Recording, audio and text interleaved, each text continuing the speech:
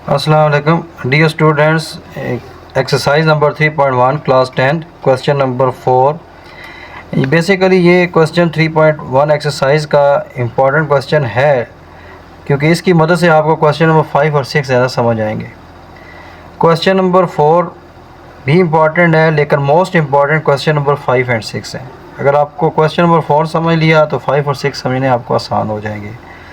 यहाँ पे लिखा हुआ है इफ़ ये एक मैट्रिक्स दिया हुआ है, इसके एलिमेंट्स दिए हुए हैं a+2 c-3 b-1 d+4। ये रो 1 हो गई, ये रो 2 हो गई, ये कॉलम 1 हो गया, ये कॉलम 2 हो गया, यानी इसका ऑर्डर 2/2 है। ये इक्वल लिखा हुआ है, ये मैट्रिक्स इक्वल है 5, 8, 6 एंड 4। देखिए इक्वल मैट्रिक्स हमने क्वेश्चन नंबर 3 भी किया है, उसमें ये बताया था कि इक्वल मैट्रिक्स की दो कंडीशन सेटिस्फाई होनी चाहिए। एक ये कि वो उनके ऑर्डर सेम होते हैं, जो एक मैट्रिक्स का ऑर्डर है दूसरे मैट्रिक्स का भी ऑर्डर वही होगा। दूसरा ये कि क्रॉसपोंडिंग एलिमेंट्स भी सेम होंगे, यानी इक्वल होंगे। अब ये मैट्रिक्स हमें क्लियर यहाँ पे नज़र आ रहा है कि ये इक्वल्स हैं, इसका मतलब इनके ऑर्डर तो देखें सेम है। इसका ऑर्डर भी 2/2 है और इसका ऑर्डर भी 2/2 है, तो ये ऑर्डर तो सेम हो गए, तो इसका मतलब है कि ये हैं ही इक्वल। इक्वल का साइन भी बता दिया, तो इसका मतलब क्रॉसपोंडिंग एलिमेंट्स भी इक्वल होंगे।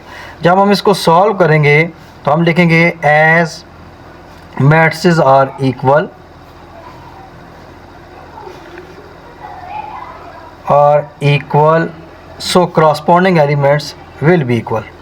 So corresponding elements will be equal.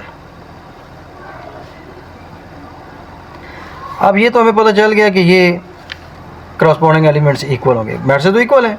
अब हमने ये करना है कि हमने कंपैरिजन करना है। ये फर्स्ट रो का फर्स्ट एलिमेंट ये है a+2, इधर से फर्स्ट रो का फर्स्ट एलिमेंट 5 है, तो ये इक्वल का साइन है, तो a+2 = 5 होगा। इसी तरह फर्स्ट रो का सेकंड एलिमेंट c-3 है, इधर से फर्स्ट रो का सेकंड एलिमेंट 8 है, तो इक्वल है, तो c-3 = 8 लिखेंगे।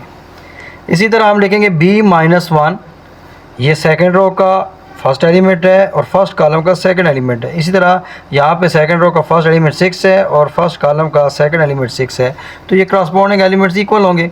यानी इधर से ये कंपेयर किया था इसकी इक्वल आया था, इधर से ये कंपेयर किया इसकी इक्वल आया। अब ये वाला कंपेयर करना है, इसके इक्वल लिखना है, तो b-1 = 6। इसी तरह यहाँ से कंपेयर करेंगे, ये सेकंड रो का सेकंड एलिमेंट है, यहाँ सेकंड रो का सेकंड एलिमेंट 4 है, तो ये इक्वल मैट्रिसेस हैं, सो d+4 = 4 लिखेंगे। d+4 = 4। अब इनकी मदद से हमने ये सिंपल लीनियर इक्वेशन बन गई हैं, इनकी मदद से हम इनके a, b और c और d की वैल्यूज़ फाइंड करेंगे, क्योंकि क्वेश्चन में यही कहा था find the values a, b, c and d। तो हमने a को लेफ़्ट साइड पे रहना है, कांस्टेंट को दूसरी साइड पे ले जाएंगे। जब कांस्टेंट को दूसरी साइड पे ले जाते हैं तो साइन उसका चेंज होता है, प्लस होगा तो उधर जाके माइनस हो जाएगा, राइट साइड पे जाएगा तो माइनस होगा तो प्लस हो जाएगा। अब इक्वल 5, ये +2 है, इधर आके -2 हो जाएगा। अब देखें हमने 5 - 2 करना, प्लस माइनस माइनस होता है, 5 में से 2 माइनस होंगे, 3 आ जाएंगे, साइन बड़ी वैल्यू वाला प्लस वाला आएगा, तो यानी +3 a = हमारे पास 3 आ गया। इसी तरह देखें c फाइंड करना है, -3 है तो राइट साइड पे जाएगा, उसको लाइट लेके जाएंगे तो 8 + 3 हो जाएगा। -3 है तो जाके +3 हो गया। अब ये दोनों प्लस के साइन है, 8 के साथ साइन नहीं, इसमें मतलब प्लस का साइन है, तो c 8 + 3 कितने हो जाएंगे 11। तो ये हमारे पास c की वैल्यू आ गई 11। इसी तरह आप चेक करें, ये b-1 = 6 लिखा है, तो b को एक साइड पे लेफ़्ट साइड पे रहने दें, कांस्टेंट को दूसरी साइड पे ले जाएं, -1 है तो जाके +1 हो जाएगा। 6 + 1 तो दोनों प्लस के साइन है, तो ऐड होंगे, 6 + 1 क्या हो जाएगा 7। तो b की वैल्यू हमारे पास आ गई 7। बहुत सिंपल है। इसी तरह d फाइंड करना, इधर रहने दें, 4 प्लस और इधर तो उस साइड जाके क्या हो जाएगा माइनस हो जाएगा, 4 - 4 हो जाएगा। तो अब 4 + 4 - 4 अपोजिट साइन है तो 0 हो गए, यानी काट भी सकते हैं, तो 4 में से 4 माइनस करें तो 0 ही बनता है। तो ये हमारे पास d की वैल्यूज़ 0 आ गई। अब हमारे पास ये जो वैल्यूज़ आ गई हैं, ये a, c, b और d की आ गई, ये हमारे आंसर है, ये चारों हमारे क्या हैं आंसर है।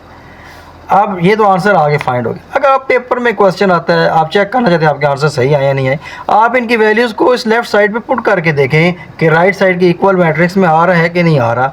अगर देखें मैं यहाँ 2 पुट करता, ए की वैल्यू पुट करता हूँ 3, तो 3 + 2 क्या होगा 5, तो ये = 5 ही है। सी की वैल्यू 11 है, 11 मैं यहाँ पुट करता हूँ, 11 माइनस 3 क्या हो जाएगा 8, तो 8 के इक्वल ही आ रहा है। बी की वैल्यू 7 आई है, 7 माइनस 1 करता हूँ तो क्या था 6, इसका मतलब 6 के इक्वल ही आ रहा है।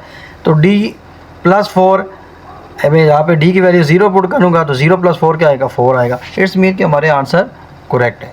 तो ये आप यहाँ पे उसको खुद ही क्वेश्चन सॉल्व करके उसके आंसर को वेरीफाई कर सकते हैं कि आपने इसके आंसर सही फाइंड किए हैं कि नहीं किए।